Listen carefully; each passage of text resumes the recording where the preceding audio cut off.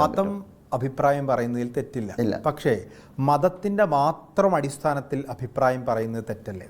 മതം എന്ന് പറയുമ്പോൾ ഒരു കാലഘട്ടത്തിൽ എഴുതി വെച്ചത് മാത്രമാണ് എന്ന് നമ്മൾ ധരിക്കരുത്. മതത്തിന് വികാസക്ഷമതയുള്ള ഒരു വ്യവസ്ഥിതിയാണ് ഇസ്ലാമിക ദർശനം എന്ന് പറയുന്നത്. ഈ കാലഘട്ടത്തിലെ അവയവദാനം തൊട്ട് നമ്മുടെ കാലഘട്ടത്തിലെ പുതിയ ഇഷ്യൂസിനെയൊക്കെ ഗവേഷണ സാധ്യതയുള്ള വികാസ സാധ്യതയില്ലാത്തൊരു മതമാണെങ്കിൽ ഈ കാലഘട്ടത്തിൽ ആ മതത്തിന് ജീവിക്കാൻ സ്കോപ്പില്ലല്ലോ. ഞാൻ പറയുന്ന ഒരു കാര്യം കൂടി പറയാം.